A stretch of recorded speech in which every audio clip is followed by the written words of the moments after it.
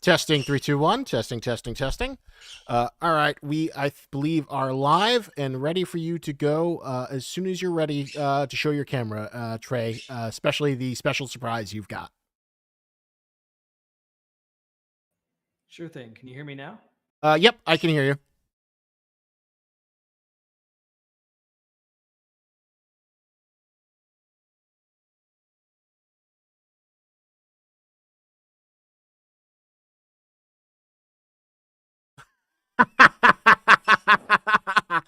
Ladies and gentlemen, boys and girls, gather around as we bring the man who orchestrates the anomalies, the maestro of the mysterious, a puppeteer of the paranormal, the game director of SCP-5K, none other than the one, the only, Trey Bishop! He has come this Hello, Friday. SCP-5K fans. Thank you, Isaac, for the introduction. It's great to be here. I was watching the live chat while we were doing the premiere of the devlog. Great to see all of you excited about this new update. I'm sure you guys have a lot of questions. You probably have questions about the update. You have questions about the game moving forward beyond this update. And that's what this is about. This is a chance for us to sit here and for me to talk to you and answer those questions. I couldn't be happier and more excited to be working on this project and have such a great fan base. And I just want to say real quick, it is really cool to be wearing this, but it's even cooler that it was so close. It wasn't quite as cool, but it was really close to the incredible model made by our very own John Tolland, who's here in the chat, by the way. He's out there. I can see his little icon. John, you did amazing work on this, and based on the incredible design that our art director Kyle Fitzpatrick did. This is such an exciting world to be playing in. This is such a big sandbox, and I'm real excited to watch everyone else play in it as we continue to add more things to the game. Fantastic. So we are here to do the live Q&A for you to give all of your burning questions for Trey Bishop. Please give them in the YouTube chat as well as the Discord, and we can get into the update. There was a lot to go through in that wonderful devlog. So I guess out of all the developments, just to get the ball rolling until we start getting something. And also, thank you so much. We had a $20 super chat saying, I just found this lying around. So thank you for that. But I guess, what were you most excited for? Was the inclusion of SCP-3199 or the inclusion of the door squid? Is this a question for me, or is it for the for you community? Just for me. Yeah, personally. Okay. Honestly, I was a little bit more excited probably for the door squid than 3199. I mean, they're both amazing, but they have unique things they're bringing to the game as far as their behaviors. But the door squid has a special place in my heart because I love punishing people that don't think and clear the rooms tactically and be smart about their decisions. So if you run and gun and you're not paying attention, one of these things is just gonna and grab you. And I think that's nice. That's nice. So all right, we got questions coming in. Box Games ask, is 096 coming at all? 096. At the moment, I would say no. Been rolling around the idea in our heads a little bit about maybe potential for future DLC stuff, but as far as the Area 12 campaign, definitely no. And another question, can you see out of that hood? Well, yes, actually. Fantastic. And building upon the meme that we had at the art direction, where there was a huge demand for forklifts, will we get usable forklifts since ignition keys exist? Depends on your definition of usable, right? I mean, you may be able to turn them on and to make them move, but whether or not you can actually drive them, I guess, is probably the real question you're asking. Personally, I've been trying to convince someone on the team to let us do it, but it is a lot of technical work, and it really needs to like be something we can really use in the game in order to justify it. But I would like to. That would be fun. Because I mean, how great would it be to drive a forklift into the Devastator? So my question about is the future. How far are we from SCP-5K version 1.0? Hmm. Now this is one of the harder questions. Not because there isn't an answer or I don't know what it is, but I want to try to not do the thing where we give people the wrong idea or overpromise something. Like we know what we're targeting for a release, and that's what 1.0 is, right? 1.0 is full release. But things come up in video game studios, and if you make the wrong decision when you're an indie studio, that can make or break your entire team, the entire place, right? Places like CD Project Red, they can afford to put out something a little too soon and have a lot of problems and kind of recover from that. And they did really well doing so, but that would be a little bit more devastating for us. 1.0 release, it's it's not as far away as you might think, but it's not as close as you probably hope. That's the answer I'll give you. Isaac asks, are we going to be able to play as one of the branches of the U.S. pentagram? They were mentioned in one of the articles in the game, more specifically, I think, the Education Center. Hmm. Hmm. Maybe. Ooh, cryptic hint. That's all I'm going to give. Just a solid maybe. Watch Those Wrist Rockets asks, how will the game handle the paratech of the GOC in the future, Vertas, the various suits, etc.? I'm sorry. Did you say wrist rockets? Yes, that is his username. Is that the username? That is the username. Watch Those Wrist Rockets.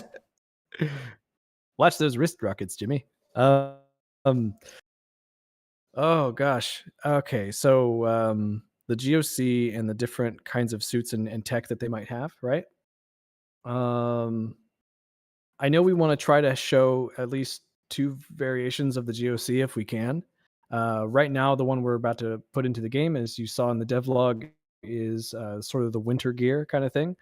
I would love to get to the point where we can show the other variant, where it's not the winter gear, and you can see the cool undersuit stuff that they've got going on. Because there was a lot of thought and design that went into that. But it really depends on where we're at. Like the main focus is trying to keep a very specific scope, and stay focused on that so that we don't get too carried away by all the great ideas there are. Like there's so many SCPs, there's so many factions, there's so many locations that we could do, and it's all really exciting. But if we're not careful, like we could get too distracted and try to do too much, and then just never even complete the game. So right now the focus is to finish a realistic and more grounded scope of what the project can be, and then hopefully expand into that depending on the success of the game and the reception of the audience, um, so that we can continue to do more things and bring all that stuff into this world and make it a reality and something that you can play with. Good answer. Jeremiah YouTube gave us $1 via Super Chat. Thank you so much. Feel free if you want to have your questions prioritized to send Super Chats, but I will also be reading questions for free to keep this dialogue going, because obviously we've been quiet for a while, and we are so happy to finally lift the veil off and show that stuff is being done. So, Flock O'Cats asks, are we still getting the Sizey Agitator from the older roadmap, or is the kickable baby no longer a thing? Hmm. So the Sizey Agitator, it was modeled, it was rigged, and we've been trying to make sure that we had a logical reason for it. And again, this is the thing where like if we put SCPs in there, now that we're going a lot harder on the AI improvements and development for some of our enemies, or well, all of our enemies, the goal is to make sure that we have unique enough behaviors for everything that it makes sense for them to exist. Because if you have things that are too similar, then it's not really as fun. And if it doesn't present something interesting to the gameplay, to create that sort of emergent gameplay experience, or to allow the player to experience events that unfold uniquely to them and how they play, then it's not always worth it. And so right now, the agitator is being reassessed. We have some ideas we've been working on to try to still keep it relevant and make use of it. The Sizey stuff was really cool. We still want to make that part of it, but to try to reel that back and not let us get carried away with that and us focusing too much on it. We're trying to bring in more of the what I call the legacy anomalies versus the hybrids, and the way that I'm trying to balance that is that basically we're showing off some of the Sizey monsters, the hybrids, and you can fight them in the game. And then the other ones that we don't have the time for, you'll see them in some state of some kind. I'll leave it at that. You will see them, and the hope is that when we do those future DLCs, that's when we'll get to see more developed versions of those in action, because they're meant to be sent out around the world because they're weaponized SCPs, right? Um, so the agitator is still relevant. We haven't completely cut it, but we're working on ideas for that, and we have a lot of them that are really cool, and I think they could work. But we'll probably talk about that more once we have a firmer answer. Chuck asks, how does the team decide on SCPs which are right for the game? Is it difficult finding SCPs which work well for both a gameplay and story perspective? What we do is everybody on the team takes turns writing SCPs on a piece of paper. We put them in a little hat, and then we just kind of pull them out of there. No, no, no. I'm kidding. Really, it is difficult because you do have to consider the story. And one of the challenging things about adapting this particular story into a game, especially a game that's meant to be grounded in realism, is we have to try to consider things like it'd be really easy to just find a handful of anomalies that would just instant wipe out everyone on the planet, and trying to find ways to work around that don't feel like cop outs, or like we're just ignoring it for the sake of just being able to prolong the all the despair and the chaos and the violence and the death that could occur by dragging it out the way we are. um that's been the real challenge. So we've been trying to find things that make sense, um under the premise of having control, right? One of the interesting themes about this game is human beings trying to control something and believing that they can, and not really understanding, the cause and effect of that, and how much they're actually affecting in the bigger picture, right? We don't really have control over these things, and we never will. And so, yeah, I guess that's probably the only way I can really answer that. We just try to adapt this into a way that makes the most sense, and pick the things that work without creating narrative breaking elements. Dare Knight asks, I have a question. Will there be a Steam workshop for SCP-5K? I assume this is talking about the modding community. Yes. Yeah. Of course, yes. Modding is such a big thing about this game. Like, we want to encourage that as much as possible. Like, that's been in our minds from day one. That is one big goal we have, because that's the point. SCP is about community, and it's about collective collaboration and creativity, and it's about this creative commons network of ideas from around the world. And to not support modding in an SCP game would just be, it feels like it would be sacrilege. So yes, absolutely we will. Love that answer. Not Cade asks, here's a break from the heavy questions. What's your favorite ice cream flavor? Ice cream flavor? Yes, I don't even know what ice cream is. they don't give it to you in the D-Class mines. Manhack Enjoyer asks, will the D-Class have voice lines? To answer that, I kind of wish that Leon Kennedy, I know you're here. I wish you could speak, but maybe this will be enough of an answer for you. Fucking foundies. There you go. Some deep lore for all you SCP faithfuls out there. The squad asks, can we also play as D-Class? And will there be more factions and fixes to AI? There, if you watch the devlog, one of the main things we talked about was AI improvements. If you haven't watched it, please go. There's a huge thing about it. Like one of the main focuses is really improving the AI for our human enemies and for the SCP anomalies just across the board. Yes, there will be other factions. Yes, you could get skins and you will have opportunities to play as D-Class, at least in other game modes.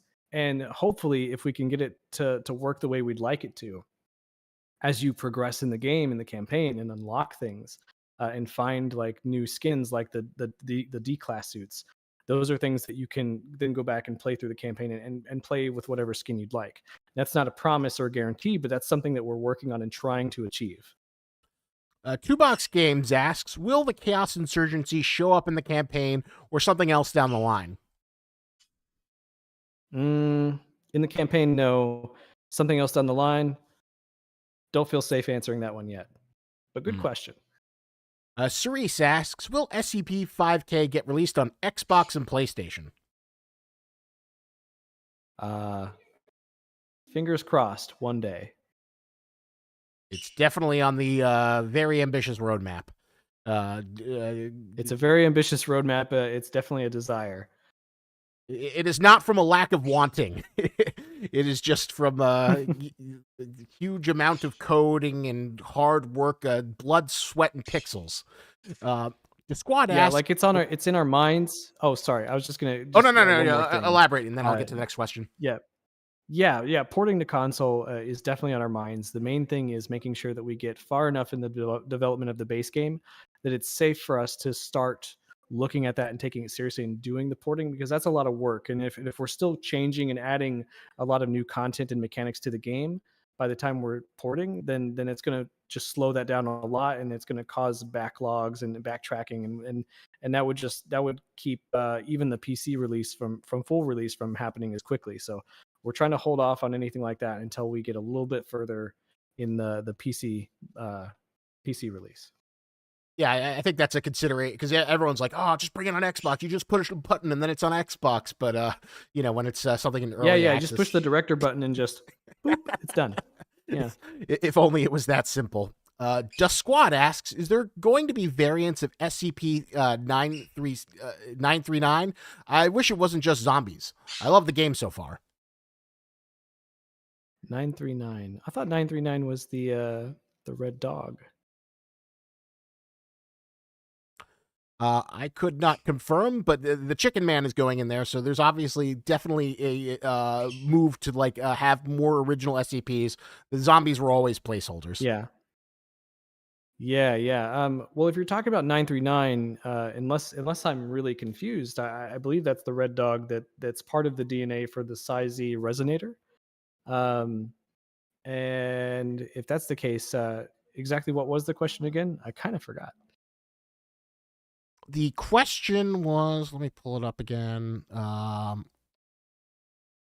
think it was, chat is going a little too far. We will move on to the next question. What about Alpha 9 Last Hope? Asks Box Games. Asks Box Games? Yes, that was the person. He was asking about the Alpha 9 Last Hope. I don't know if that's a faction or a group. That's probably a DLC thing. It's not for the campaign. Oh my God, we got a super chat of 1999 from Panther. Will there be an option to toggle a mission to be canon and non-canon so we can replay as different factions and experiment with other utility, like playing Chapter 1 as MTF or GOC, mainly for fun and replayability? Yeah, one of the things, again, like we were talking about earlier, was we're working towards the idea of you being able to unlock skins and be able to play as different factions. Whether we do that in the format of toggling a canon or non-canon version of the campaign, or if it's represented as like a new game mode plus, right? That kind of thing. It's definitely possible. It really depends, again, on how far we get and how quickly we're able to meet our goals. But yeah, we would love for people to be able to play with different gear and different outfits and stuff. That'd be great. Austin Mars asks a very detailed question. I noticed while playing the Chapter 1 that ammo was more scarce and a lot more ammo management was involved, which I believe was a great and fun addition. But at some point, ammo crates that top your ammo completely after some point to replace smaller ammo boxes.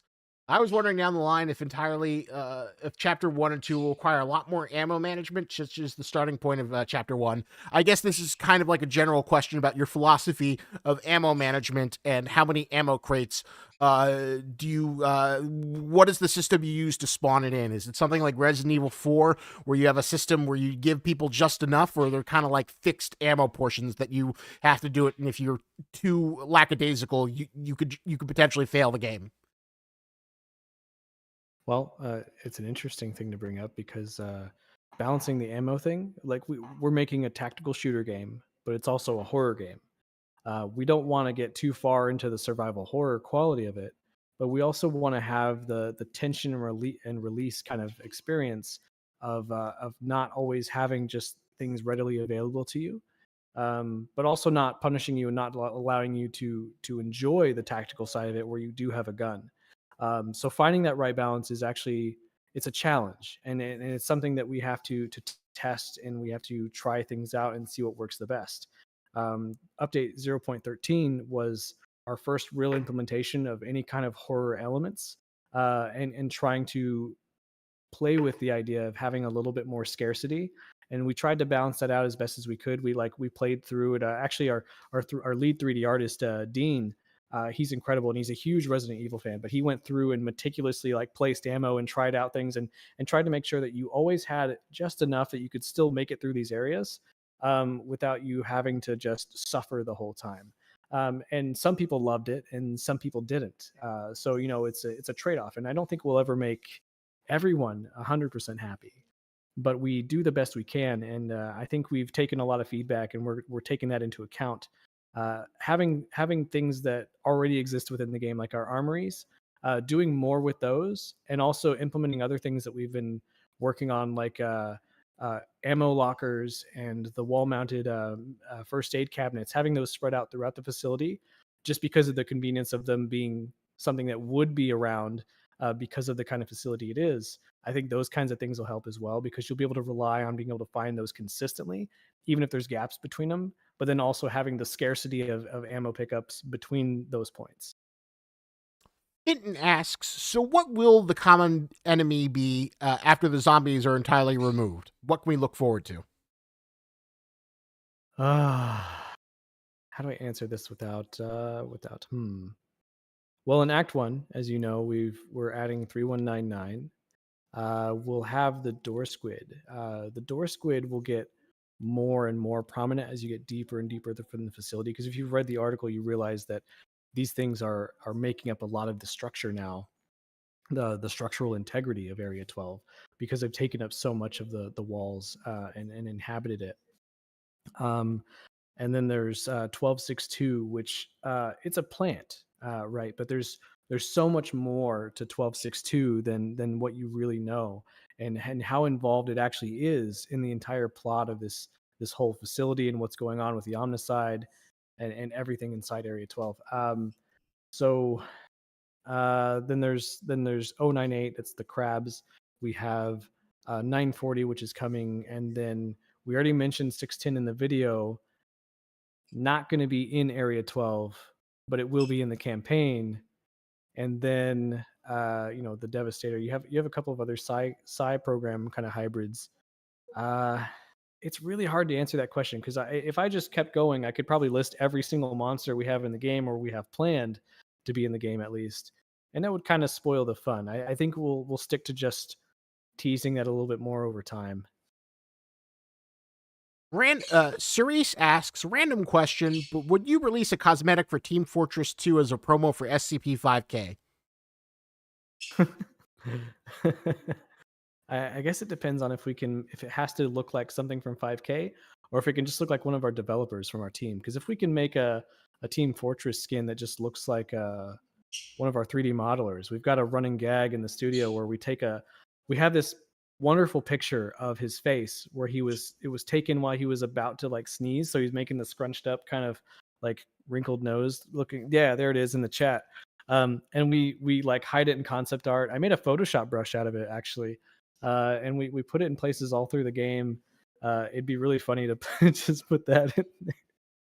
But no, I think it'd be cool if we had a D-class suit. That'd be a lot of fun. I don't know if that's something that's even possible, but it would be fun. I know a lot of people on the team grew up playing Team Fortress. The one thing would be great would be to somehow figure out to get the D-class hood in Team Fortress. I know they have like some sort of open submission, but it's definitely a fun idea. You have to see if it's possible. Oh god, Trey, have you seen that 3D model where they put the head on SCP-3199?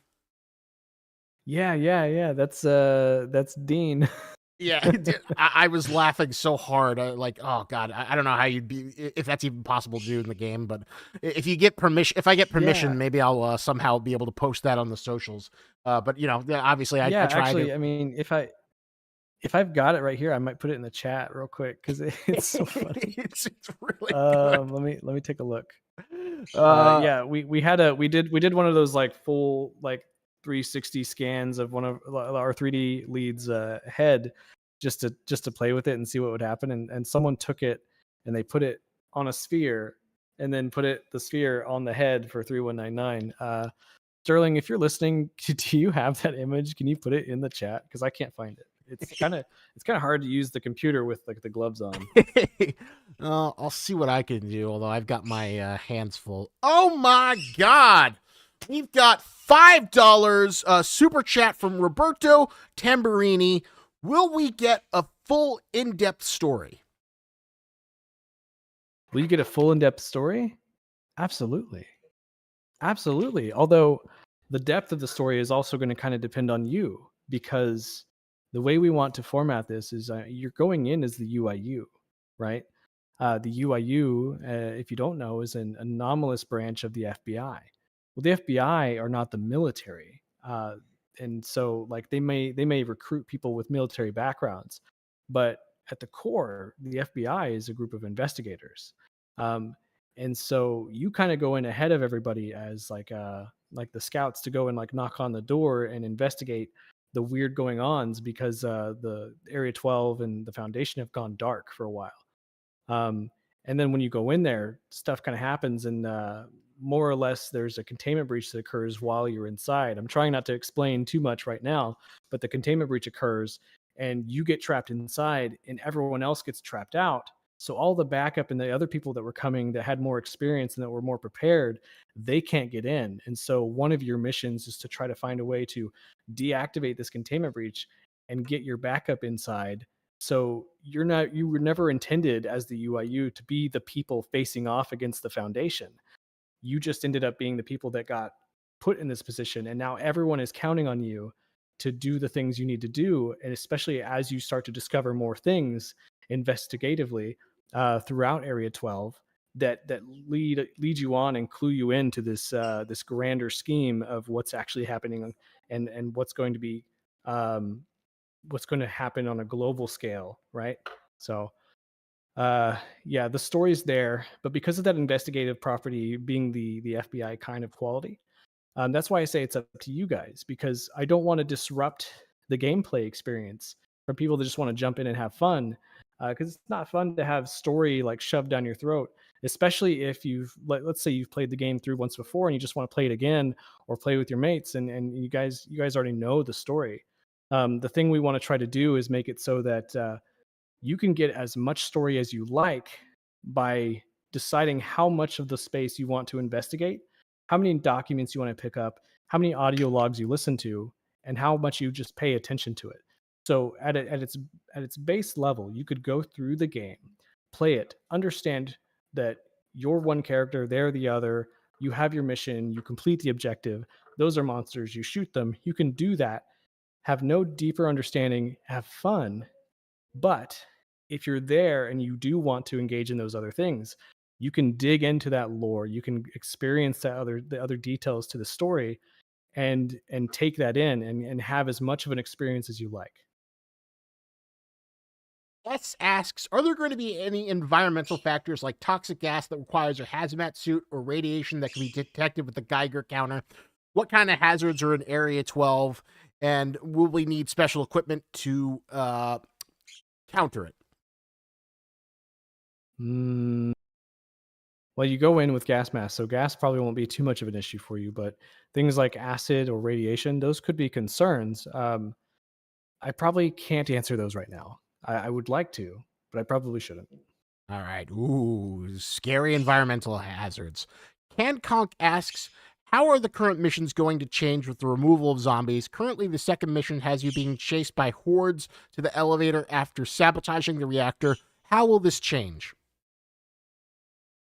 It will change very dramatically, and just to keep you from being too shocked about it when it does happen, the reactor room is going to be cut from Act 1. I think we talked about this once before, which is that a lot of the things we've set up in Act 1, what you've been playing through, is sort of like testing. It's placeholder stuff. It's just to work on the mechanics and let players engage with it. But now we've been going in, and the goal of this update is working towards having a complete layout from beginning to end of Act 1, so that we can fine tune that and finally start doing things like balancing ammo, placing enemies, and making them behave where they need to, the way we want them to. And then you go into the intermission between Act 1 and Act 2, and then move into Act 2 and go into another deeper part of the facility, and things start to get a little bit more serious. The reactor room, that space is going to be reused. We're not just going to delete it and that's it. A lot of areas are going to be repurposed for further sections of the game. But that means that the objective of blow up the reactor and then run away from the zombies and get to the elevator, that's not really the kind of ending we want to have. So we want to have something a little bit with a little bit more kick to it. Not in terms of like having a bigger explosion, but having something a little bit more complex, and something that's more interesting with higher stakes for the player and for the characters in the game. So it'll change in that way. Act 1 ends with you getting the elevator working, so that you can actually get down to sublevel 2 and try to further your objectives that you acquire throughout Act 1. She asks, question, should we expect a faction of survivors in the far future? Because so far, we only play one side of the story, and I feel it could be interesting to see the world of 5K from a survivor's POV. Yeah, so this is where DLC and the modding community comes into play and makes things really interesting.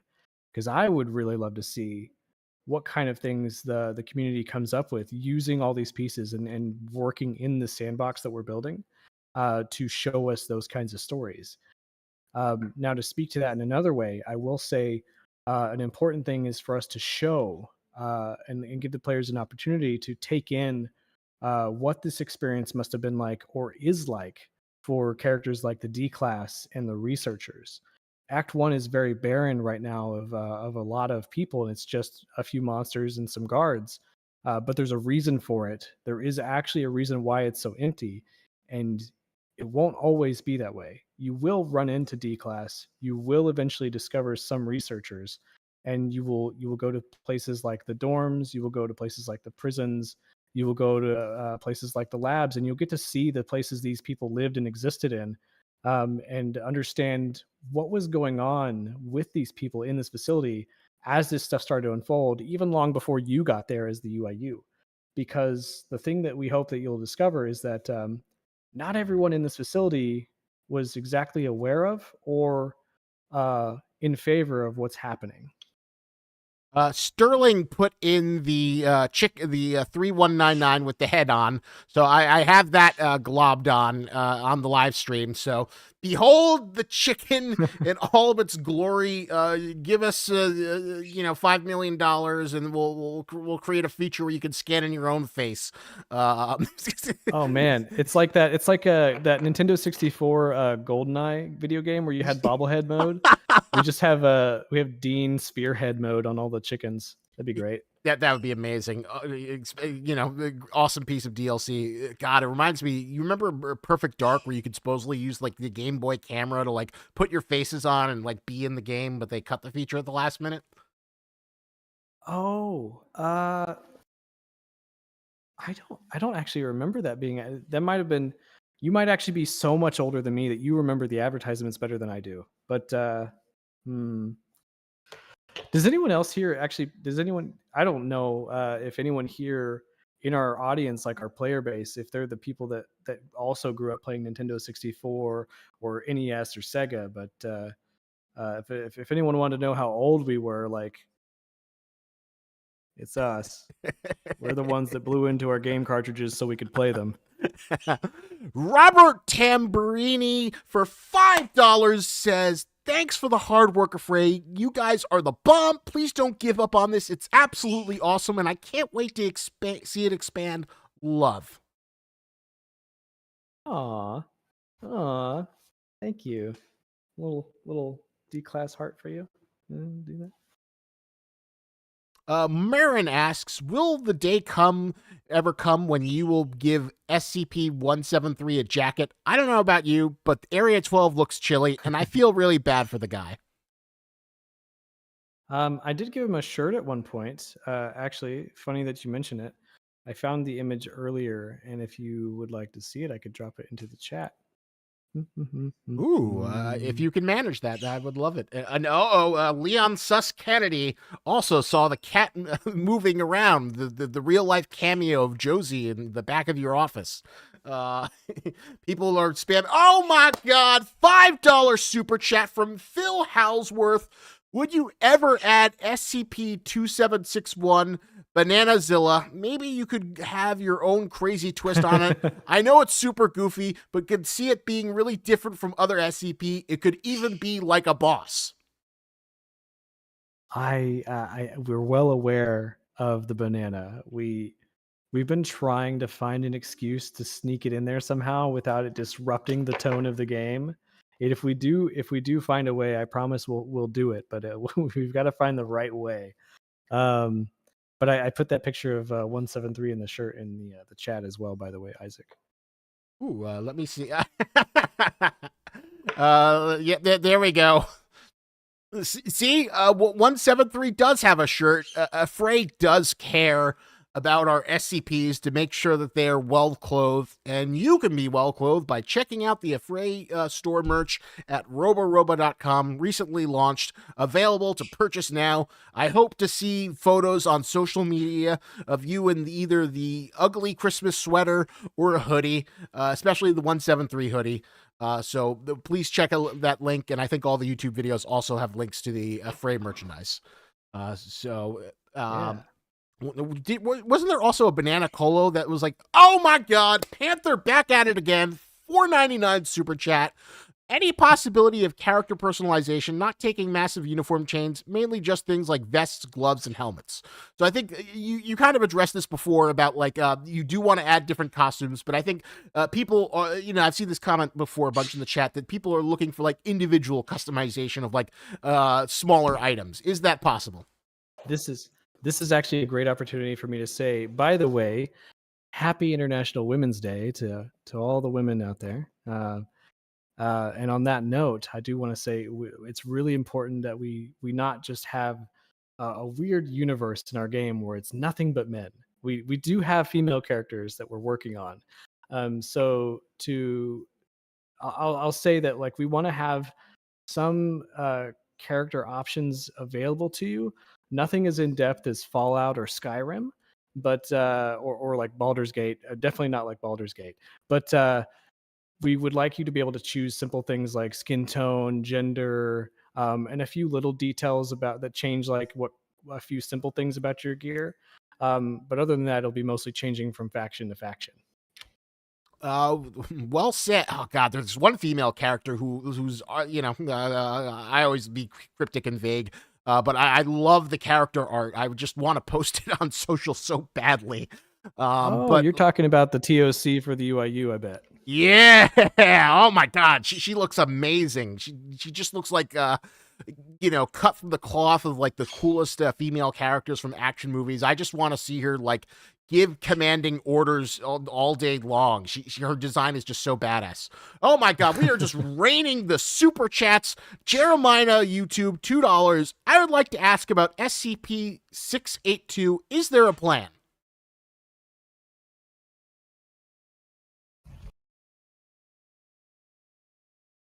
This is the question of the day, isn't it? This is a hard one for me. This is a really, really hard question. I'm sweating. I don't know if it's because of the suit or if it's because of the question. 682 is part of the 5000 article. We all know this if we've read the article. Yes. 682. I think the most I could say is that we haven't forgotten about 682, and we won't forget about him. That's all I should say. I should just stop right there. Sorry, that's all I can say. Ooh, redacted. And another super chat, Mr. Gumbo, $5 asks, shout out to Mark, waiting for a new chapter to play with the boys. So shout out to Mark. Cerise, if a company like Blumhouse came to you, would you make a 5K TV show or movie?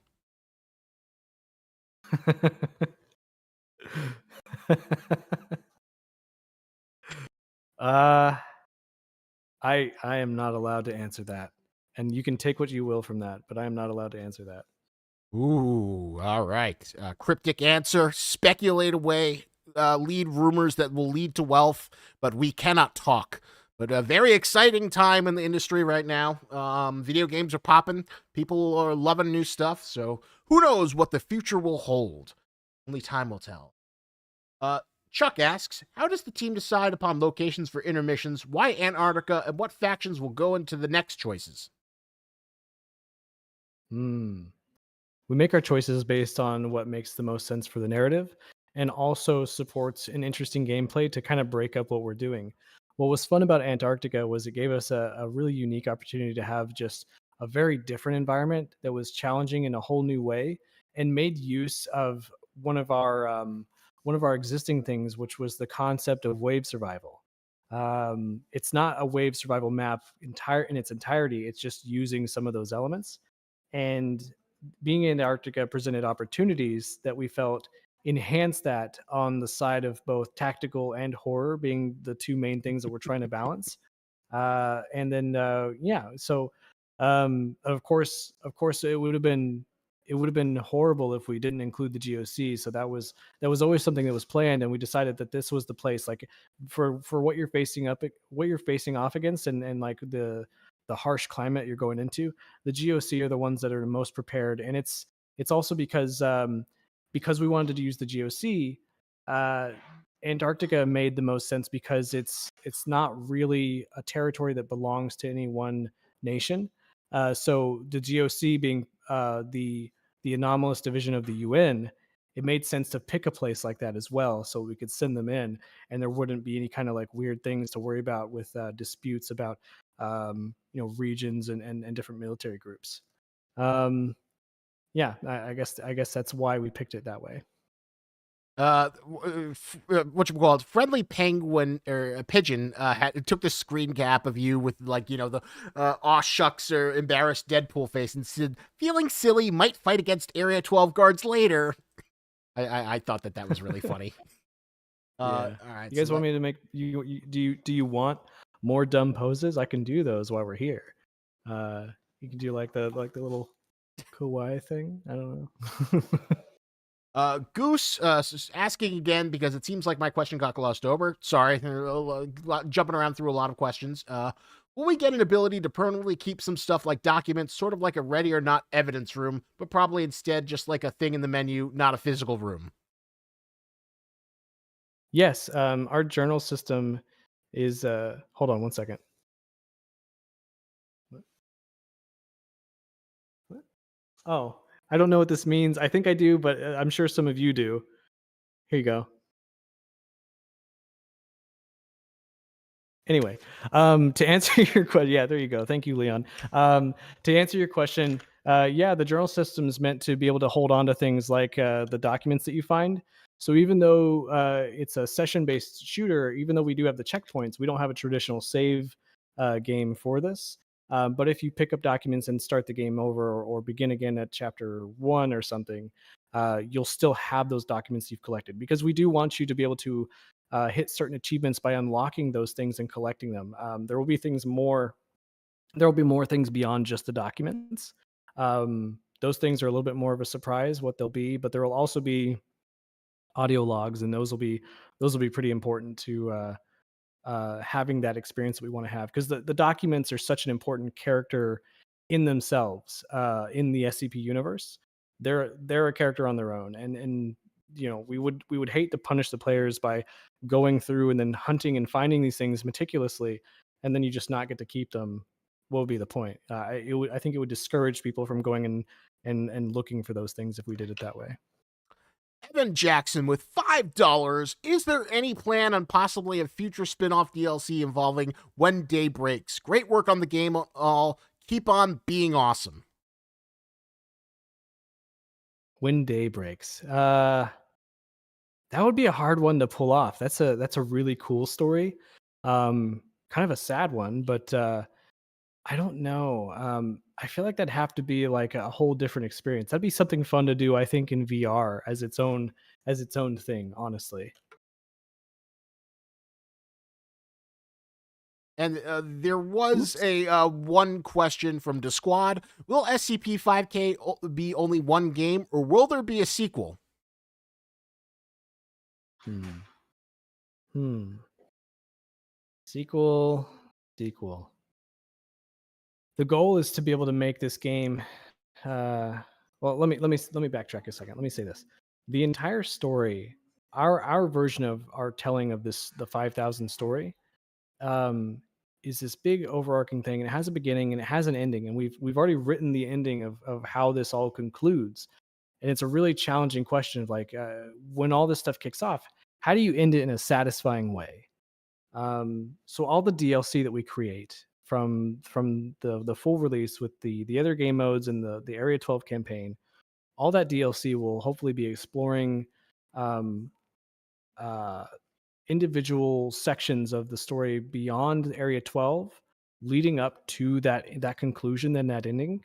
Um, and some of those missions will be progressing that, and some of them will just be their isolated little moments that are occurring elsewhere in the globe as well, and not necessarily progressing things. So I'm not sure if there would be a need for a sequel. And I think if I making a sequel to this game based on the way that it ends, it's hard to say that there could be technically a sequel. Um, and I don't think any of you here could probably even come close to guessing why that is. Um, but maybe you'll understand better when the full game comes out and you get to understand and see that story. It'll make more sense then. X asks, will Afraid make another game after you finish SCP-5K? And we're already making another game. There's Josie and other things that cannot be discussed. But whatchamacallit? Josie, Josie just appeared behind you. Yeah. So we're actually helping quite a bit on that the SCP Josie project. We've brought that team on board with us, and we're sharing some resources with them because we really like the project that Warren Lindsay has been putting together. So it's really a collaboration between us and Warren Lindsay to help see that project come to fruition. Our main focus at Affray is actually just on SCP-5K right now, but yes, there will be other projects beyond this, and I can't talk about them right now and what those might be, but we have a lot of things kind of simmering in the background.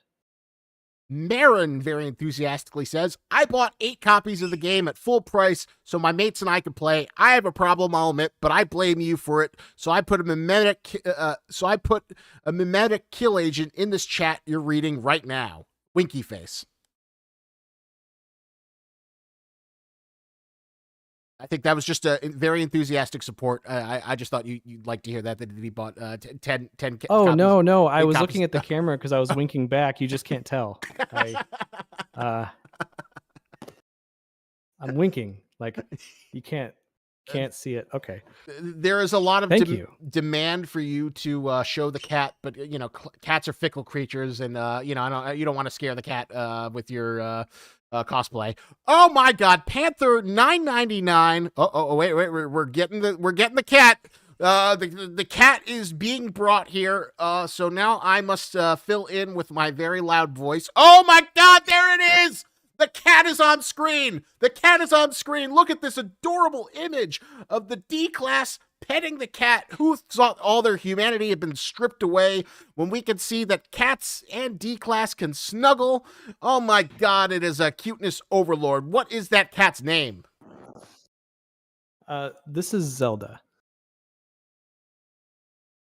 Aw. And yes, her collar has like a little Triforce on it.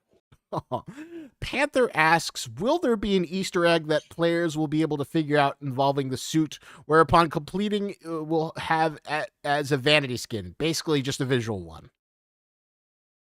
Whoa. Hang on. Are they talking about the 5,000 suit? I think that's what I got. I assume. I think they're talking about the 5,000 suit that the 5K, article is based upon. So I think that's what they're referencing versus your D-Class suit.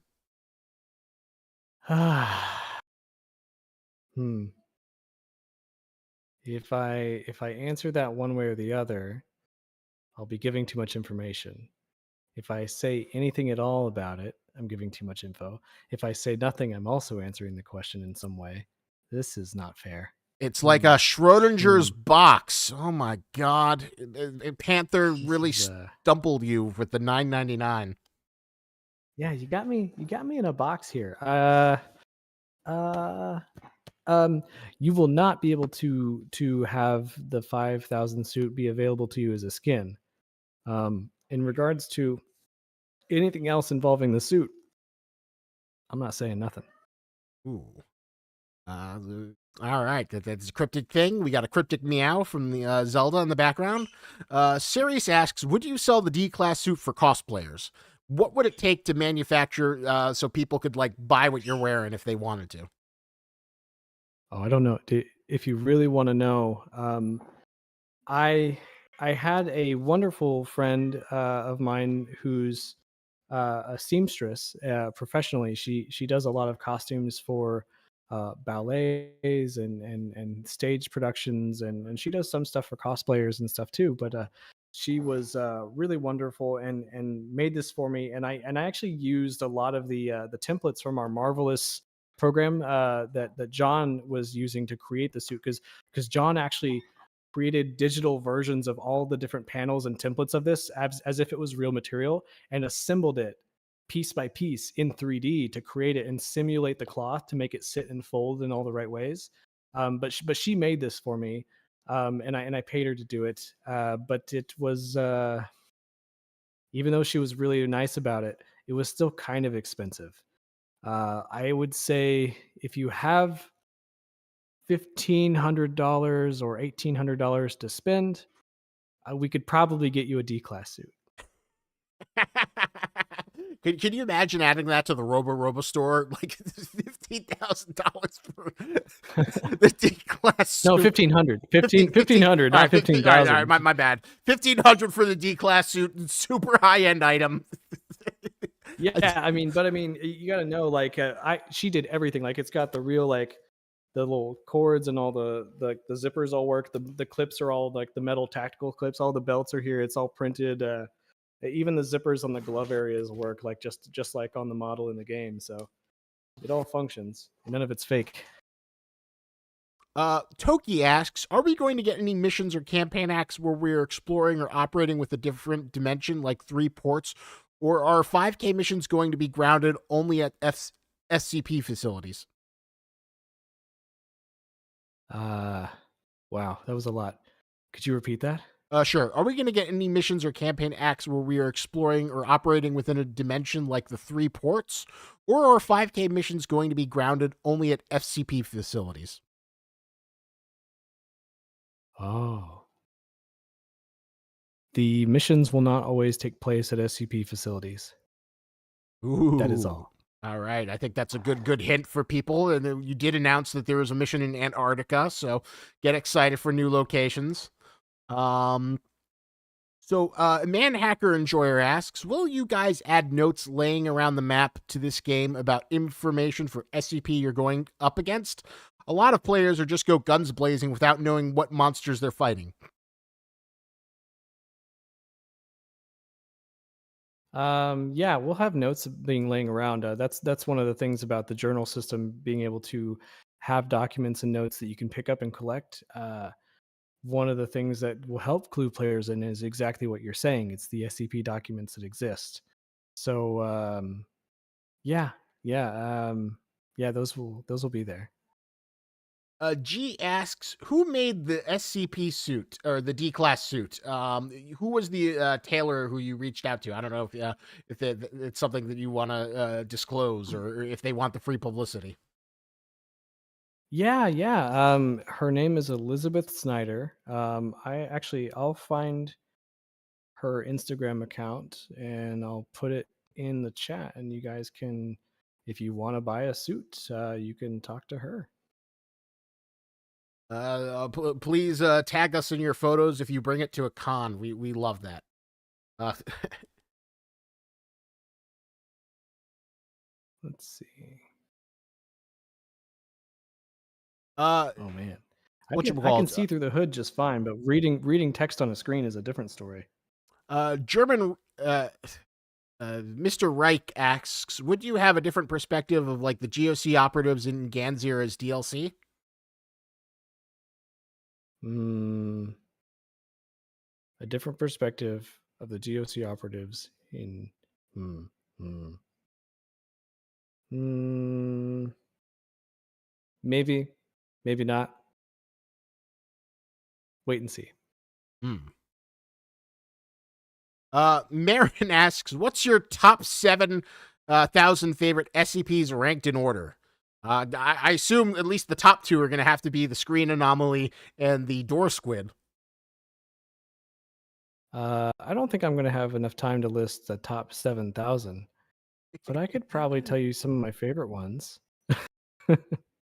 I'm pretty partial to the classic 173 because it was the first one, and it was like the first thing I saw when Containment Breach came out whenever I was a kid, and that's left a lasting impression on me. And actually, I ended up doing whenever they took down the art, the photo of the real sculpture that was always used for the classic 173 for forever.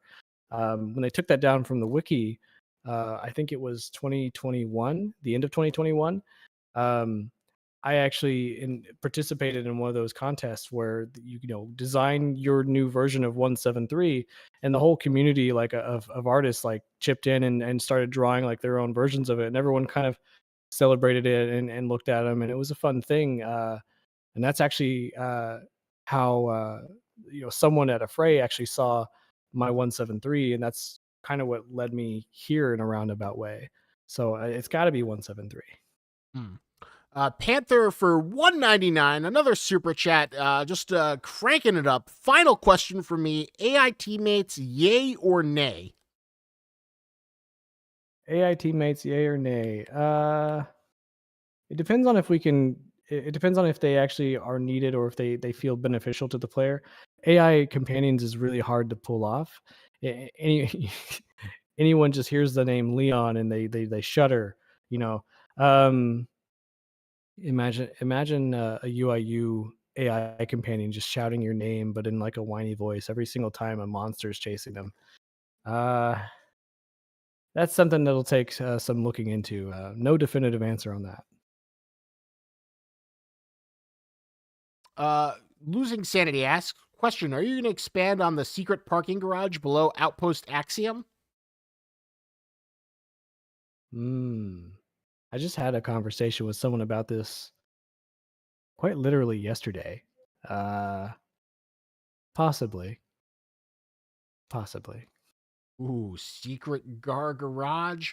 Losing Sanity asks, question, when will the Omni go on sale? The Omni Edition go on sale? It's gone on Uh, sale in the past, right? At least I remember when the Steam sales have come up. I'm not actually allowed to tell people when sales come up because that's part of the that's part of the agreement that you sign whenever you join Steamworks and everything. So I would love to answer that, but I really can't. Dang, I did not know that was a thing, that the Steam sales are kept secret. Oh my God, Gabe Newell. Who would have thought? I guess to prevent people from preparing and then just building the FOMO. Did they actually force you to like sign something that you can't say when the Steam sales are? Yeah, it's like a confidentiality thing because they don't want people to sort of like plan out and know when the sales are going to be for games, and so then they don't buy them, and it's like it's a reasonable thing. It makes sense if you stop and think about it and like break it all down. But All right, yeah, yeah, that is fair. Now that you actually make it, it just I found it funny of all the things to confidentiality, okay, but it makes sense. okay. Roberto. And by Oh, the sorry. way, the I just put in the chat the person responsible for sewing this fantastic suit. So if you go to their link and ask them about getting a suit, then just expect to be paying what it's worth because it is worth it. It's quality stuff. But tell them that Trey Bishop sent you and that you really want one. She could probably even do the different colors, the blue and white or the red or whatever. We have her Instagram on screen, sewing artist, artist seamster next con. She's going to be Indiana Con. Lots of great stuff here on display. So definitely commission her, tell her Trey and the D class and SCP 5K sent you. I'm sure she would love to have a score of SCP D class suits. She already has the design, so definitely hit her up.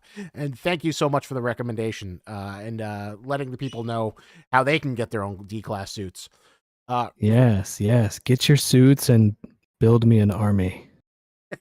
that is the dream. Just like you roll up into like PAX East or PAX West or some game convention, and you just have like a horde of like the afraid D class design in the hoodie, just walking around doing photo shoots and intimidating. Yeah. Imagine an army of D class just marching through the streets, right? Protesting a D class revolution. How cool would that be? Yeah, exactly. So Roberto Tamburini for $5 asks, how did you get the gunplay to be so realistic? It's insane how the character handles the weapon. Really rivals COD. It blew me away the first time. Um could you repeat that? Sure. How did you get the gunplay to be so realistic? It's insane how the character handles the weapon. It really rivals Call of Duty. It blew me away the first time. Oh, that's actually not something I can answer very easily because really all the incredible work and the magic that went into that uh, that's really something that someone like our technical director Al Barney should speak to because he's the one that's really led the charge on making that happen and pulling off that major feat. Um, we've got a great team of animators and texture artists and modelers and Al Barney, our technical director, like leading them together and creating that framework and that system for how the guns work. He's really the one responsible for that. They put so much attention into the detail of all these things, not just how they look, but considering how they move and what they feel like whenever you're using them in the game, and comparing that. They'll study videos and go to gun ranges and try things out. They even like the amount of work that goes into the sound of these things. I think it all just kind of comes together.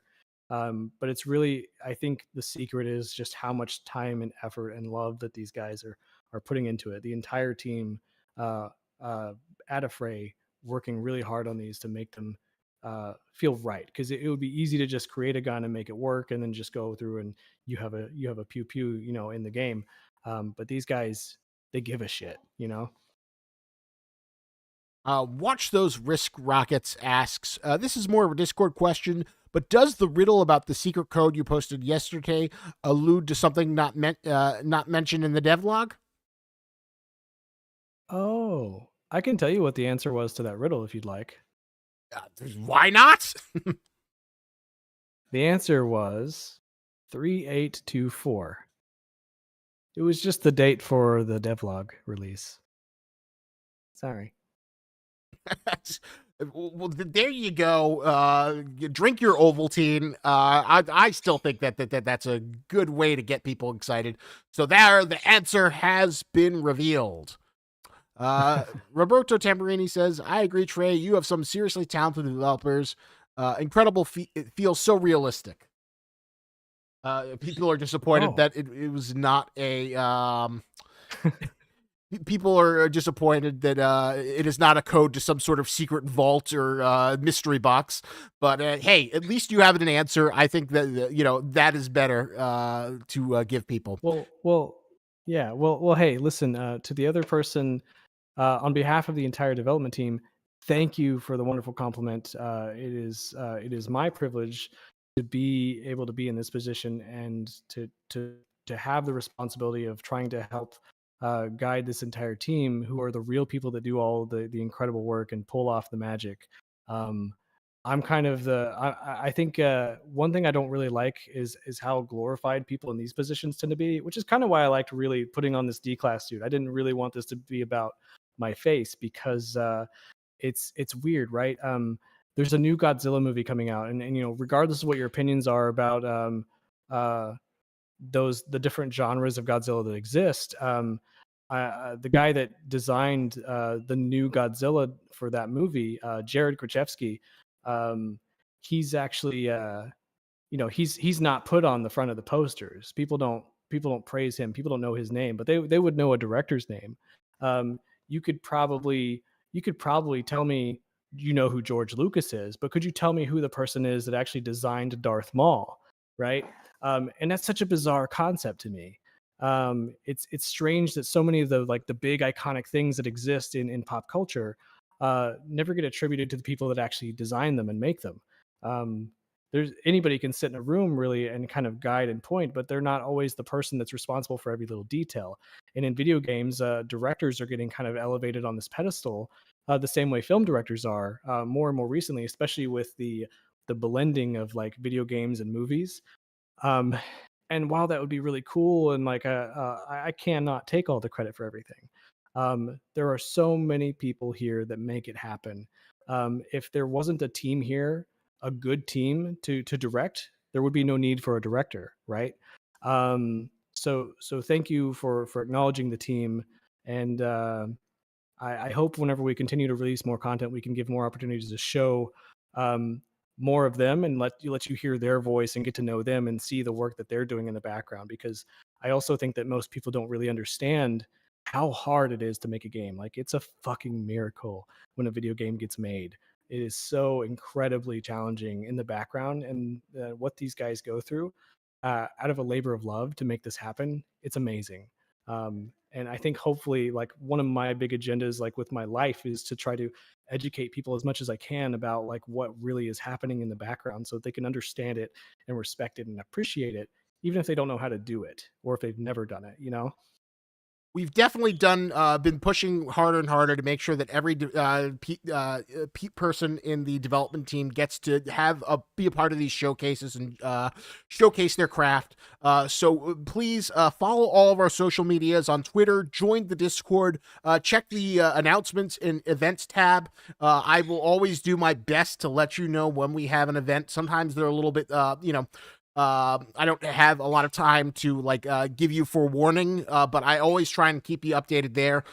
So please, I love to hope you see you turn out for more events about level design, 3D modeling, animation, programming. I love bringing on the Afraid team members and showcasing the work that they do. Some are shyer than others, but it's always a pleasure when we get to let the people revel in their craft. And thank you so much for being a part of this. Panther says, for $4.99, you guys deserve all the praise. Best SCP game I've played. Thank you, Panther. Thank you again for the super chat. You said the last one was your last one, but obviously we're not going to stop you, and we appreciate your love and affection.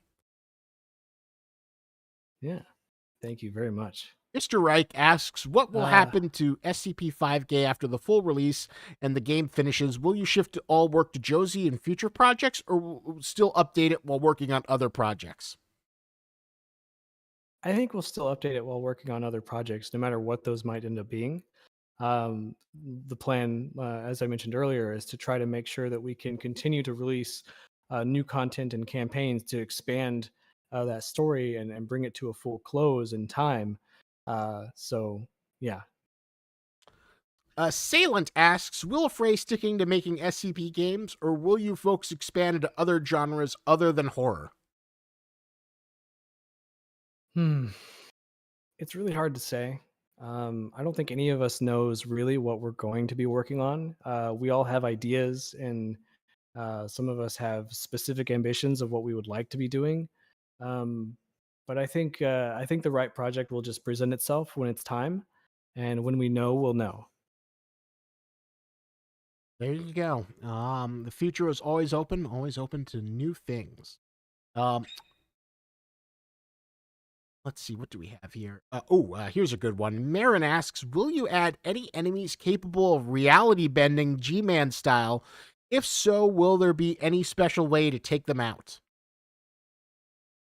We have an idea for something that's a little reality bendy, but I'll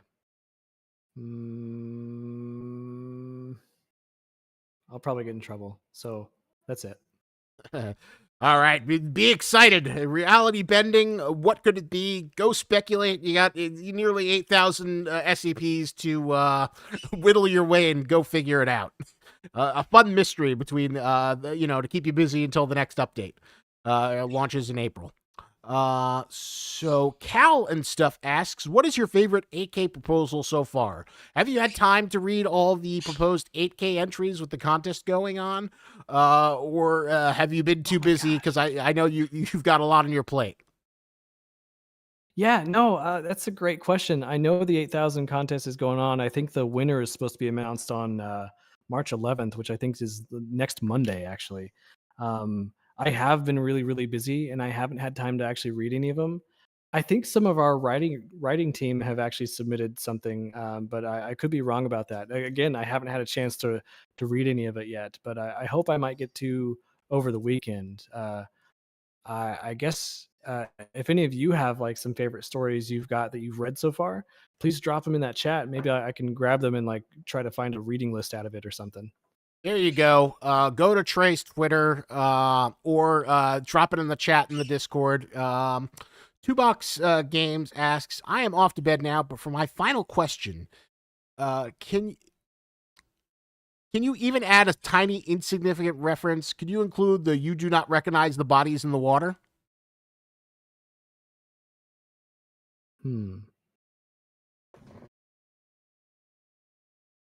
I'll think about it.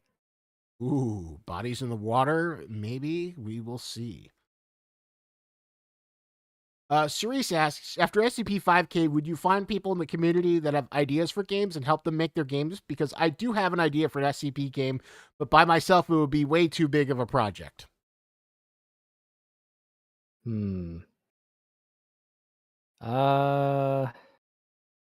think anything we can do to try to help encourage people and point them in the right direction and provide like resources, because there's a lot out there for helping make video games. I would say if you're interested in making video games, I think it'd be more fun if you applied and tried to come join us. Maybe you could help. And who there knows? you go. Maybe that leads to some of your ideas. So the best way to build a video game is to try to just immerse yourself into it and like become a part of that space and learn from it that way and build up the experience so that you can gain the skills necessary to realize your vision, so to speak. There you go. Start working in Roblox. Buy the Nintendo. Do you ever hear about that Nintendo Switch game that like lets you do game development? Game Garage. Game Garage. No, no, I don't. It's a really cool $30 game that like basically teaches you like the fundamental programming blocks of like game design. It's really in Oh, depth. It's a really cool piece of software. is that the thing that uses the cardboard and stuff, or is that something No, else? no, it's something else. I know what you're thinking of. That's the Nintendo Labdo, but the Nintendo like game developer. Yeah, yeah. It's like a really. It's only $30. It's for the Nintendo Switch. I think it's I brought it for my cousins, who were out of school, and I thought like this could be educational for them.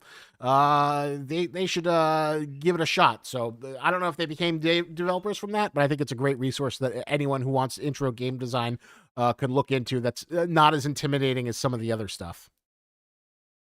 Yeah, There was also another yeah. question from a Uh, little bit while back. Someone was asking about voice acting. How do you apply to voice acting? What do I do to become an afraid voice actor? Normally, whenever we're looking for voice actors, we might put out an open casting call if we got to that point. But I know we're using a lot of people actually on the development team to create a lot of our background voices, and then we have people that expressed interest to us that have contacted us on their own. We have a careers email on our Affray website. If you have a sample reel or some examples that you could put together in like a resume or something, put it in an email and go there and contact us that way. Because even if a job isn't posted on our website, it never hurts to post something, because you never know what we might be getting ready to put info out for that we're looking for. And I think we try as much as we can to keep and save applications we receive, so that we have sort of a catalog to go through, and in case something comes up and we need somebody for something that we didn't have a void for whenever it first came in. So if you're interested in that, I would say just reach out and send us what you got. You never know. There you go. That's the official channel. If you want to apply for voice acting, have another talent you want to showcase, please use that resource. TZ Lucian asks, what's a good place to start with making games? Do I start with something like C plus or C number sign question mark? Oh, okay. So there's C++ and there's C sharp. You're talking about whether you should start with the programming, and if you do, which one? Unreal has blueprints. So if you want to just kind of get into it and just start, you could start with something that uses blueprints in Unreal. And I think it'd be probably a more casual way to get yourself, like, dip your toes and kind of get them wet a little bit. I don't think you need to learn a whole programming language to start. I think just getting familiar with the editor and just playing with things. You can even find sample projects or demonstration ones that you can download, and they have full like mechanics and assets for you to set up little games using the things they have. And I think playing with those and seeing what works and what doesn't, what breaks it, and just trying to make things out of those resources, I think that's a good way to start learning, because it's more about understanding what the limitations are. And I've always been a big fan, honestly, of the best way to learn something and to grow is to just not be afraid of breaking shit. So just get an engine. It doesn't have to be Unreal. It could be Godot. It could be Unity. It could be Unreal. It doesn't matter. There's so many other ones out there. Like, you could just pick something, find some open projects that are available to test it out, and just start messing with it. I think that's the best way to start. In that sort of sense of game development, Nabby2 asks, what are your thoughts on developing games in Roblox? It does make multiplayer easier after all. Um, can you repeat that again? Sorry. What are your thoughts on developing games in Roblox? And Nabby2 commented on Hmm. that it makes multiplayer functionality much easier in Roblox versus building something from scratch. Yeah, that's wild. To be honest, I've never messed with Roblox, but I have seen a lot of stuff made with Roblox, and sometimes I'm really really surprised what you can do with Roblox.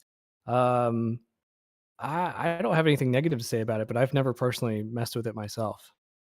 Yeah, there are a lot of really ambitious stuff. It's amazing the stuff that people have been able to do in Roblox, and like their entire development teams that are entirely funded through Robux. It's amazing how Roblox has kind of become its own version of like Ready Player One, where it's like this metaverse of Yeah. content. It's an amazing world. It's easy to dismiss because it looks kind of cringe because of all the blocky people, but it's like this legitimately great beginning foundation of a software platform. Yeah, I had talked to somebody at one point that told me that their friend was in their early 20s and was doing stuff with Roblox just for the Roblox community, like creating things for it. Um, and they bought their first house in their early 20s because of Roblox. I'm still skeptical of that story, but it's not impossible either. So I always think about that. I'm just like, wow, what could you really do? There's so many opportunities that exist out there, that you don't really realize what you can do with stuff. So I mean, it's always worth giving something a try. So there you have it. Roblox is a great tool, highly recommended for game developers. T-Rev asks, in the future, will there be multiple raids like Area 12? My friends and I can't get enough of this game. Um, Multiple raids like Area 12. The DLC missions will always have the option, just like Area 12, whether they're in an SCP facility or not, to be one player or multiplayer. So I think you'll be set for having more of it in the future. So I wouldn't worry about that. Panther asks, SCP-5K Roblox edition? Question mark, question mark. I think somebody did that actually already. I think we posted about it on our Twitter a while back. You might have to dig a little bit, but I'm pretty sure someone did an SCP-5K in Roblox. So there you go. SCP invading our reality, SCP invading Steam, hopefully invading consoles in the future, depending on time, and it has already invaded Roblox. Manhack Enjoyer asks, Mhm. can SCP-173 play soccer? I heard he strikes goals 45th time. Oh, yeah, he's actually pretty good at soccer. I'm surprised nobody's found the secret game mode in Area 12 right now, where like you can actually play soccer with 173. Ooh, very exciting. I'm just kidding. No, that's not real. I'm making it up. I'm making it up. Oh. Everybody was about to like just load up SCP-5K and just like, oh, I gotta find it. Like that. When I don't know if anyone's aware, the old Lara Croft Tomb Raider games that came out on the PlayStation 1, when those came out, there was this big rumor that was going around and being reinforced by magazines and stuff, telling everyone that there was a cheat code to play as Lara Croft naked, and that created a whole controversy at the time. If only they knew what would happen in the future with video games with like Baldur's Gate. I don't know if you saw the trailer in the bear. You know what I'm talking about. But that was a big thing. Just having something like that even be a possibility. It wasn't even true. But that myth perpetuated, and some people to this day probably still believe it. But people spent hours like playing that game trying to find that and make that cheat code work, but it wasn't even real. Oh God, do you remember the old EGM April Fool's joke about that Sonic was actually in Super Smash Brothers Melee, and that you had to like kill 20 people in like the hardest mode of the Cruel Smash to unlock them? Yeah. That was crazy. Isaac, did you play any of the Zelda games on like the Nintendo 64 by chance? Yes, of course. I played whatchamacallit, Ocarina of Time and Majora's Mask. Yeah. Yeah, at Lake Hylia, there was this little building, and you go in there, and there's a lab, and there's an old guy, and you go down in the water, and there's the like a still flat like PNG image of a shark up against some bars under the water. Do you remember that at all? Uh, Vaguely. Please I'd tell me have you to. remember that. I don't. Ah, I mean, I played I them, but remember being a kid and seeing that, and yeah, I was a kid, and I when I saw that, it scared the shit out of me at first, and then I was like, "Oh, there's got to be some way to like something that happens and you let it out," but nothing. It was just like I don't know what the story is behind that, but it's just there. And there was something similar in Banjo Kazooie where you look through a big glass wall and there's just this key that's made of ice and it's just rotating and it's this massive key and it never does anything. You never figure out how to get to it or use it. And it turns out that that key was like a residual item. It was something that was left over for a bigger plan for the functionality of the game, and they just ran out of time and they forgot to remove it. And so it's just in the game because back then it was a cartridge, right? You couldn't just send out a patch or an update and then change it and remove things. You had to you had to re-release the cartridge. It was crazy. So Lear asks, will the secret room with 098 and 173 return? The what room? Didn't you have like a meme room where like you could unlock it and then they do the crab dance? Like the music and everything? Yeah, the meme lights? song that Yeah. everyone loves.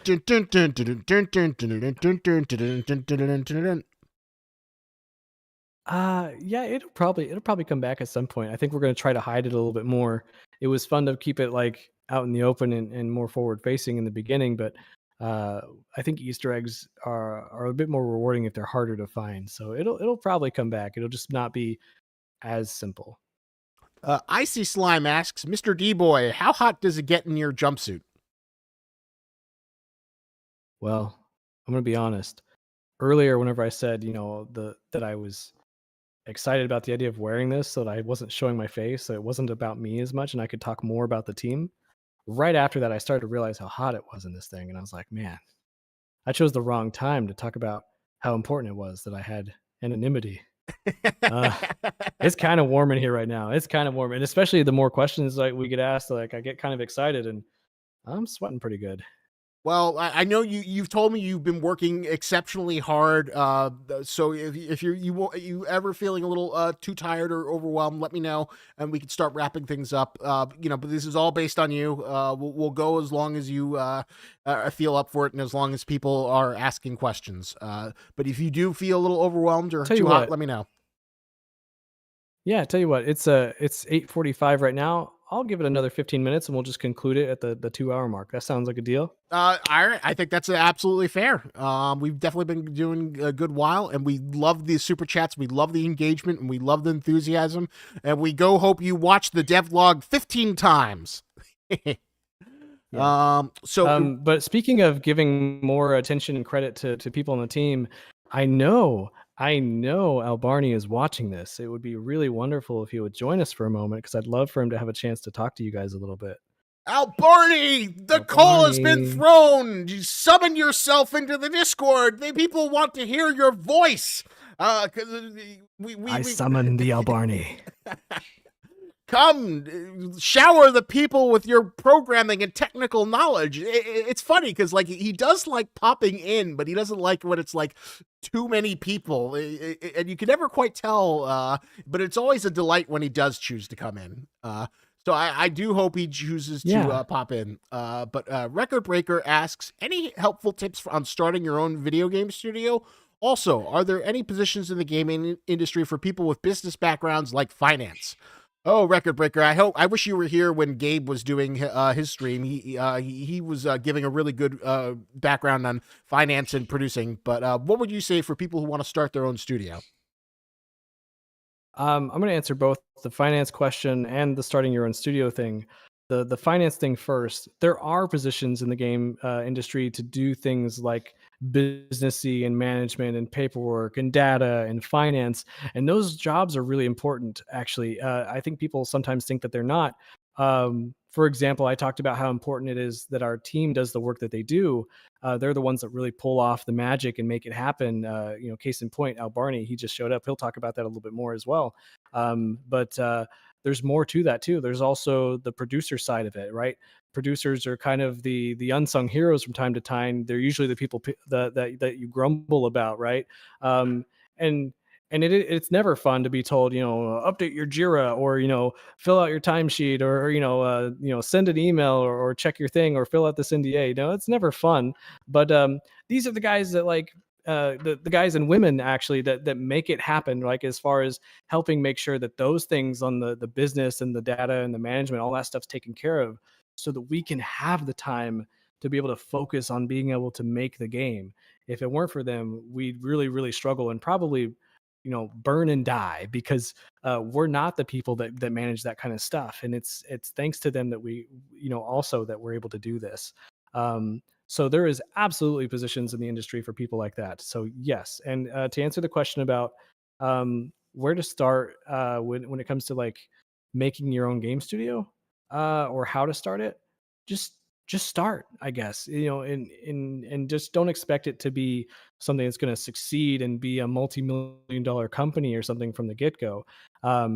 Expect to fail, and whenever you fail, figure out what didn't work and try again. um, a loser is just somebody that quit, and because you keep I'm messing up the saying. I'm really tired. I've been awake since 3 a.m. There is a saying that's it's about the loser winner thing. Barney, do you know what I'm talking about? I'm really messing it up. I know what you're talking about, but I can't remember the saying myself. A wild Al Barney I'll try to appears. find He it. has been summoned forth. The technical director of SCP-5K, the digital wizard who makes all the physics happen, who is responsible for that silky smooth gunplay. Al Barney, what would you have to say on this monumentous occasion? I just want to say hello and thanks for all the support. I was just I got up this morning because obviously I'm over here in Australia, so I was watching the devlog premiere and all the comments come in, and watching through through this live stream, and appreciating all the love and support everyone's been giving. That's all. I found it. Sorry. Oh, there you A go. winner is a loser who never gives up. That's what it was. There we go. Yeah. I feel better now. The real loser is the person that forgets how to say the fucking saying. That's me. We have an interesting question from Austin Mars. Speaking of single player, I found the starting area for Chapter 1 to be really difficult playing solo with 173 in the area. Are there any plans to have gameplay changes dependent on player count, like different enemy placement, etc., depending on how many players are present? Yes. The simplest answer to that is yes. And now, Barney, it's up to you if you want to try to break that down any at all. Yeah, I mean, we have a number of systems both planned and currently implemented in the new update that are supposed to kind of try and help with this. But 173 is a particularly difficult one because there's only one of him. So you can't just do the very standard thing of scaling the amount of enemies. So usually what we do is we have this whole system that has a curve, and depending on the amount of players, it'll spawn a different amount of enemies up to a certain amount. But with 173, there's always only going to be one of them. So there's a couple of different strategies. We don't have anything in right now to properly mitigate this in regards to 173 themselves. But it's certainly something that we've been discussing a lot, is different ways to do that. And in the future, near or far, there's a lot to be done in regards to allowing different difficulties and allowing different ways of changing the difficulty things beyond just, for example, the amount of ammo, the amount of lives, and the amount of enemies. So the answer is kind of, right? Like the way to make it more balanced is more complicated than you'd think. I'm so sorry. I had to take the hood off, so I turned my webcam off. I can Too hot. I can breathe. Oh my god. And then while that stream was going on, it's if anyone's ever done video calls before on the computer with their family around in the background, you know how awkward it can probably seem because they can only hear what you're saying. So if it's just quiet and then you just ha ha ha, you laugh. It's really weird, right? And so midstream, I'm doing these weird poses. I'm doing this stuff. I'm wearing the D class. I'm talking to people. I'm making the little heart hands. And I turn to my left, and my nieces are sitting on the couch, just giggling, watching. And I just have to turn back to the computer and just pretend it didn't happen and keep going, and realizing that I look like an idiot. So that was fun. I did it for you guys. You're welcome. Lovely. I'm really excited too. I think you're going to, when we meet up, we're meeting up soon, which is really exciting. Are you going to be taking that suit with you? Yeah, we're gonna go to GDC and I'm gonna wear this all over the place. It's gonna be like my security blanket. I can hide from the entire world, but out in the open. I'm not gonna I don't take it know on if that's the going to draw less attention to you. Yeah, but at least they won't see me, right? I'm not actually gonna take it on the plane. I'm probably gonna ship it to Gabriel ahead of time. He's one of our producers, so that I don't have to take up space in my luggage for it because it takes up quite a bit of space. Well, here's the question. Yeah. With the suit, do you think any chance you'll try and tackle Hideo Kojima if he's there? Or see if you can grab his attention? Oh my god, that never even crossed my mind. Do you think he would be at GDC? I I don't have know. no idea. I feel like Japanese developers don't go to GDC. I feel like it's only American ones, but you never know. I know Gabe Newell, like every now and then, goes there. Yeah, I mean, Kojima's been doing a lot of stuff in collaboration with American filmmakers, so there's a possibility. I didn't even think about that. I'm gonna turn my camera back on for 1 second. I wanted to just show off this other cool thing about this suit. It's got this neat feature, hidden the frame merch. Nice. Oh yeah. Yeah. I don't even think that's in the merch store yet, but there you go. It's like a little Superman suit. Yeah.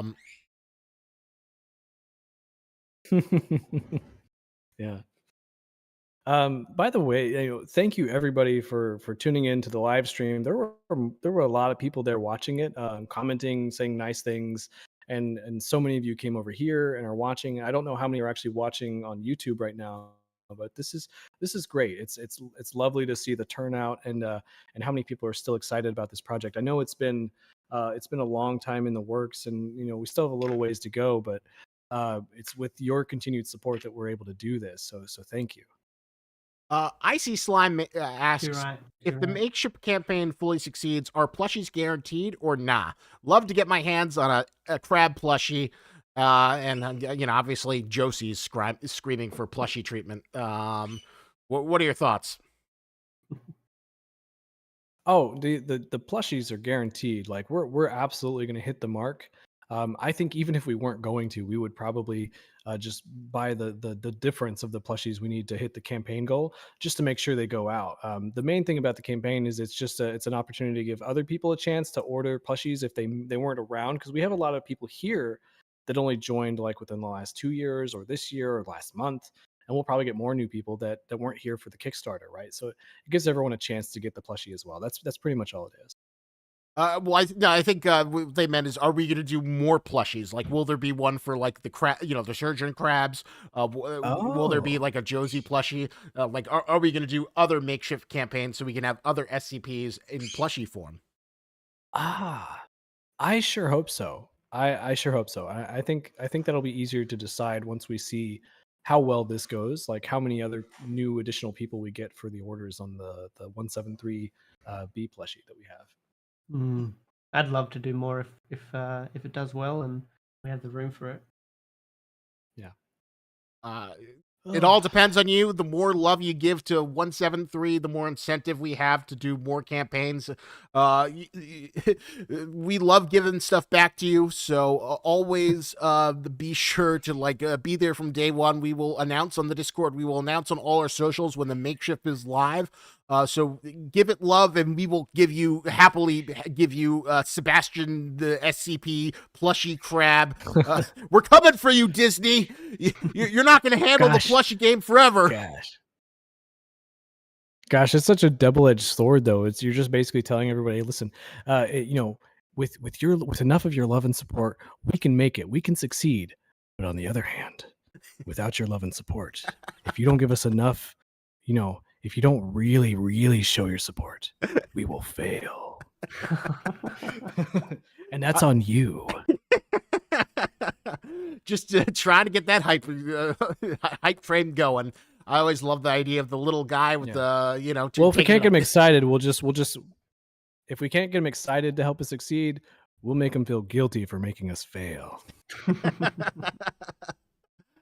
Roberto Tamburini says again, we will always support Afraid no matter how long it takes to make this masterpiece. It's just way too cool to give up on this community. It's very dedicated to support. You guys make the best. Such wonderful love. Lear says, I can't wait to see the thank you. 3199 animations. The model is terrifying. I can imagine the animations will be horrifying. One thing I was kind of curious to ask. The animations are so good. They're so good. I can't wait to see them in action. Is 3199 going to be like a common enemy that's kind of like used to phase out the zombies, or is he kind of like a special enemy like 173? It's a more common enemy. It's not like a bespoke thing, kind of like 173 is. So you'll see multiples of it. I mean, the whole point of 17 or not 173, 3199 is that it can reproduce very quickly. So there will definitely be lots of them. It won't be necessarily the thing that phases out the zombies. What's phasing out the zombies is our focus on a broader spectrum of SCP anomalies being present in the game, just in general. And it's not one thing replacing zombies. It was always the plan to have um, a myriad of different anomalies present that presented unique scenarios for you, whether you face them together or independently on their own. Lear asks, will we see it reproduce Will we- / lay eggs, or and will the eggs hatch for the 3199? Now, Barney, I don't feel safe. That's You actually been answer. a topic of discussion recently. We were talking about 3199 and what we can do with that technically. We probably can't confirm anything 100% because we're still investigating what is possible. And we've seen some, I think there's been a game that has managed to do some cool stuff with 3199, so it certainly shows it's possible. Mhm. It just depends what works both for the feel of 3199 and Yeah, what's that's necessary for gameplay. yeah. Yeah, that's Fragmented Minds, which, shout out to them. If you're looking for more SCP content to go and explore, they're doing a completely different take, which is like more of the survival horror, like single player kind of experience. And they're doing SCPs in a facility on Mars, which is so absurdly cool. Like, it's a completely different thing from what we're doing again, but it's definitely worth checking out. They're doing amazing stuff over there. I really like some of the interpretations they're doing. And it's definitely worth checking it out. There's so many SCP projects out there that are short films, video games. Um, like, I don't know if you could probably play every single thing that's out there. But yeah, go out there and explore. Like, there's tons of content. I'm really grateful that everyone's here and they love us, and they say things like, "Oh, this is the best." I think we're the best at what we're doing, but we're not like the best, right? Because there's so many different things out there. But thank you, and please check out these other projects. All right, we were getting close to the 15-minute mark of when we wanted to wrap things up. Albarni, you came in kind of late. Anything you want to say about the programming? I've got the devlog running back around here, showing off all the AI stuff. I don't know if you want to go into it a little bit, or if you, Trey, you want to go into closing thoughts, since I know you desperately need sleep. I'll let Barney go first. Well, there is a lot of things that we're currently working on and planning that we can't share yet. And there's also, like, one of the problems with working on a devlog is there's always new stuff, and you're always thinking, can we squeeze this into the devlog? So there's a lot more to be shown. I don't know whether we'll showcase it before the update goes live, or you'll just have to wait till it comes out.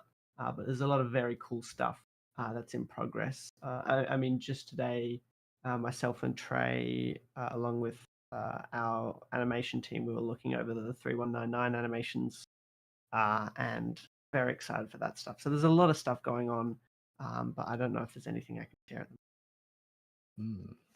Hmm. I would love to talk more about the stuff that we're planning, but of course, like you said, we can't. I will say that if you guys like the way we do our devlogs, we're going to try something a little bit different from this point moving forward, because we want to have more frequent and more consistent communication with you guys, just to let you know that we are alive, that we're not dead, and that we are making stuff and working on it. And so we're going to try shorter form updates, and hopefully that's something that resonates well with everybody. I hope it's not too jarring or disappointing to move from these bigger production devlog things, but we're going to try having like little interview type sessions with the team as we're working on things, and kind of talking about what we're working on and showing it on the screen as well, and putting these together in like 2 or 3 minute videos, maybe 5 minutes at most, and putting these out just more frequently. So you can look forward to something like that. We're going to give it a shot and see what you guys think. But I think it'll be a fun way to give you guys a better look into what's going on in the studio, and see some of the faces of the people, like we said again, are the real geniuses behind pulling all this magic off. Yeah, so look forward to that. It makes me really happy since I can cut those up and put them out on social. I always love short form content. The more things I can feed to the endless machine that demands content on a never ending basis. But I hope you appreciate seeing the more about what's been cooking, and there's still more cooking to go. These guys have a really big week. They're meeting in person. It's like the Avengers are assembling GDC next. Is it next week or the week after? Like, yeah. Oh my God, Panther! Yeah, it's the week after, but we're gonna start traveling like the end of the week. Yeah. Panther? Yeah. So Panther $4.99 again. The poor guy keeps on saying I don't have enough bread, but the energy of this stream just keeps on. I hope you don't spend all our money. We want you to eat bread. SCP 5K is important, but bread for your and Lunchables and whatever you're eating is more important for you. Can you add a rabid arm? We talked about that. Can you add a rapid arm flailing what? for a taunt scared off SCP 173B? So can you add a rapid arm flailing taunt to scare off SCP-173B? So can you just like, wave at it like a bear? Can you like add a move? Or that, or like you like do the old man, like get off my lawn, like you raise your fist and shake it, and like 173B just runs away. That'd be kind of funny. 173B. 173B is what's that, Albarny? It'd be pretty difficult to scare 173. Yeah, I mean, there's jackhammers.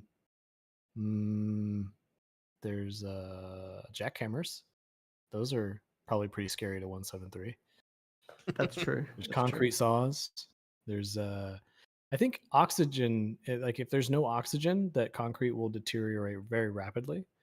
So if you just put them in a container, just all the air out of there, you just crumble into dust. Doesn't like vacuum cleaners. You think dust can snap your neck? No. No, it can't, because it's dust.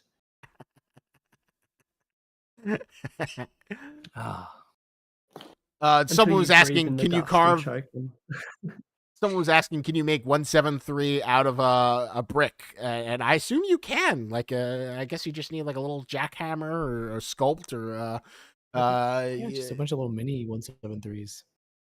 Exactly. That needs to TZ Lucian, those gun animations are pure butter, says Albarny, before we end the night, how do you get that silky smooth gun animations and gun feel?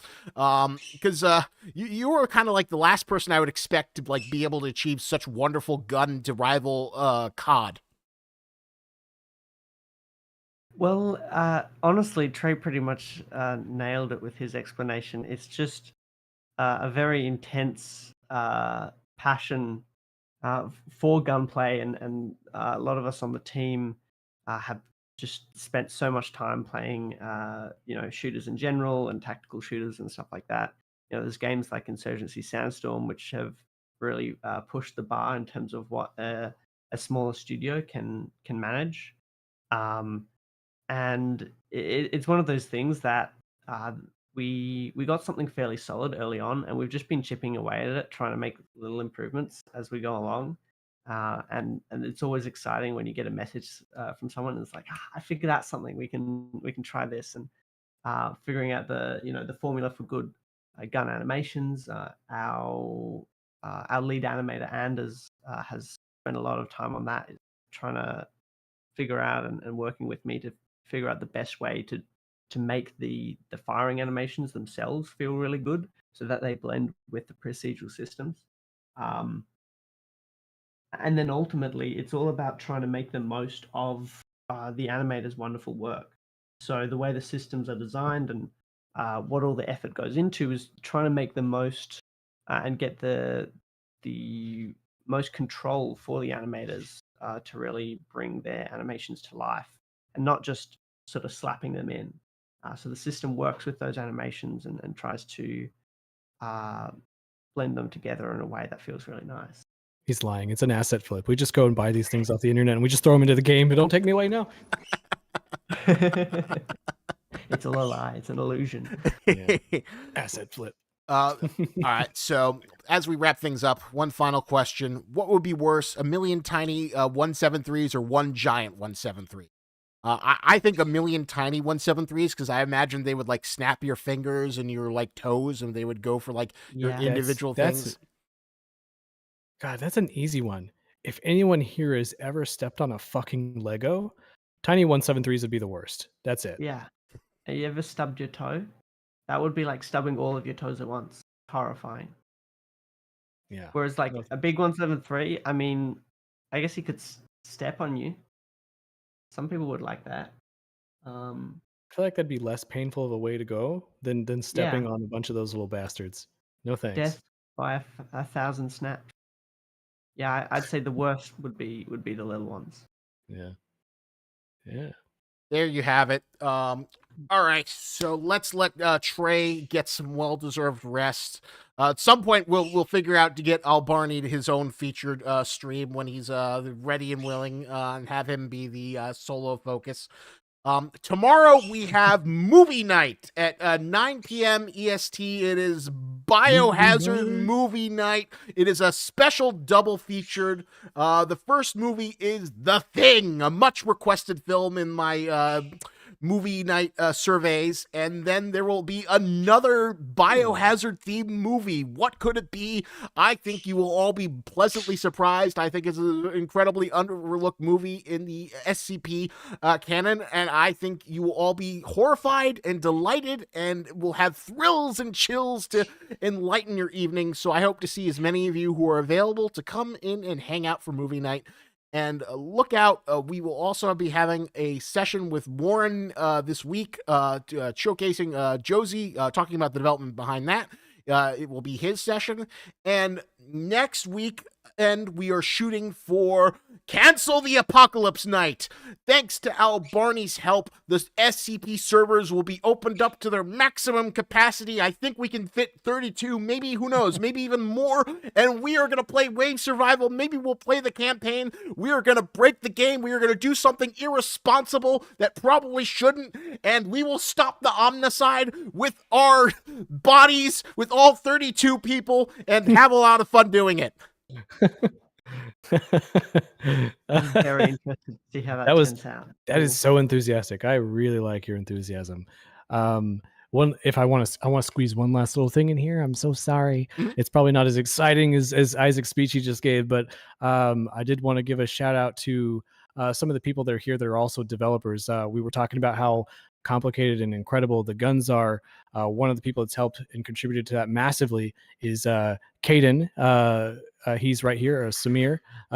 He's one of our 3D modelers. He does a lot of textures and he helps with animation sometimes. But then there's Sterling Thompson, who did a lot of our monster stuff and helps out with other things across the board whenever he can, while he's in school for learning how to do this stuff at the same time. He really goes above and beyond, splitting his time. He did work on the 3199 and the Door Squid, by the way. Then there's John Tolland. We talked about him as well with the D-Class stuff, and he works on a lot of our human characters and the gear. Incredible shit. He makes stuff that looks real. Then there's Vasily. He's down there. He does the music a lot for our games. He also does a lot of our devlog editing.